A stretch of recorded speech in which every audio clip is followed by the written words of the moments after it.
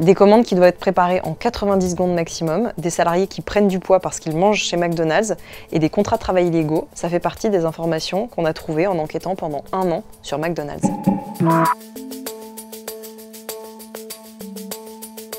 Lorsque nous pensons à la nutrition chez McDo, nous pensons aux clients. Pourtant, les salariés en consomment bien plus régulièrement. Pas vraiment par choix, mais par nécessité. Si je ne mangeais pas McDo, ça me coûterait 50 € à chaque mois. Sur un salaire de combien, vous pouvez nous rappeler ? 700 € par mois. La journaliste qui s'est fait embaucher chez McDonald's a mangé 5 fois par semaine chez McDonald's pendant 1 mois. Elle a pris 1,5 kg. Et par ailleurs, son taux de glycémie avait augmenté, le taux de bon cholestérol avait chuté, c'est-à-dire que en fait, ses organes périphériques commençaient à être saturés de gras. Et on a aussi parlé à des salariés qui sont restés plus longtemps chez McDonald's. J'ai très rapidement commencé à prendre du poids quand j'ai commencé à travailler chez McDonald's. Je crois que je me suis retrouvé à 73 kg dès mes 2 premières années. Et aujourd'hui, je fais 100 kg. Je suis en obésité. Évidemment, on peut se dire, mais ils ne sont pas obligés de manger les produits McDonald's. Ils n'ont qu'à préparer quelque chose chez eux, l'apporter. Dans beaucoup de restaurants, il n'y a pas de micro-ondes pour les salariés et il n'y a pas de frigidaire pour garder son repas. Donc en fait, ils ne peuvent pas faire ça. On s'est procuré un document interne au cours de l'enquête qui montre que la commande doit être préparée en 90 secondes. McDo te dit, tu dois faire vite mais bien. Il faut que quand ton sandwich il arrive comme sur la photo.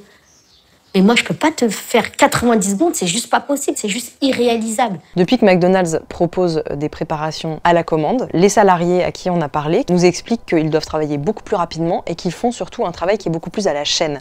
En un rush, les équipiers peuvent soulever jusqu'à 300 kg de frites à bout de bras. Abdel a désormais une douleur constante qui l'empêche parfois de dormir.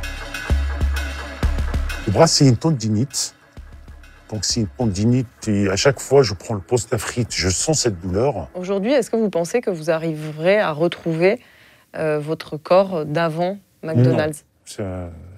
Moi, je pourrais dire aujourd'hui, j'ai perdu 60% de mes capacités.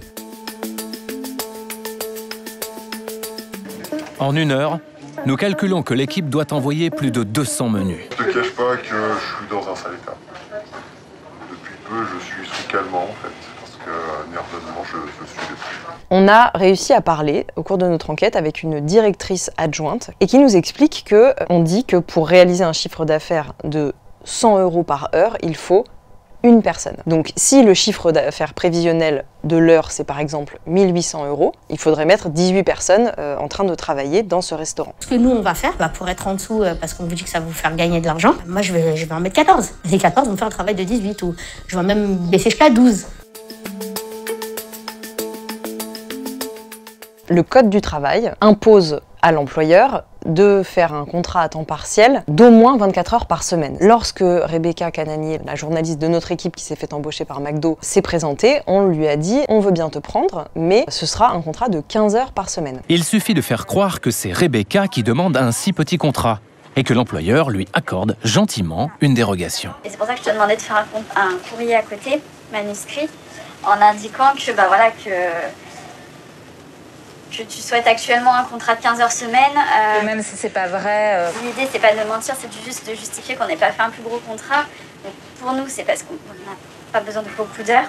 La responsable administrative du restaurant dans lequel Rebecca s'est fait embaucher lui dit « tu n'as qu'à mettre dans ta lettre que c'est pour cumuler un 2e emploi ». Sauf que McDonald's demande 60 heures de disponibilité par semaine, c'est-à-dire qu'elle doit être disponible de 8h30 à 20h30 tous les jours, du lundi au vendredi. Il ne respecte pas la convention collective de la restauration rapide. Il est interdit de demander une plage de disponibilité plus de 3 fois supérieure au volume horaire qu'on va faire dans le contrat. En l'occurrence, pour un contrat de 15 heures par semaine, McDonald's aurait pu demander maximum 45 heures de disponibilité par semaine à Rebecca, et là, il dépasse puisqu'il lui en demande 60.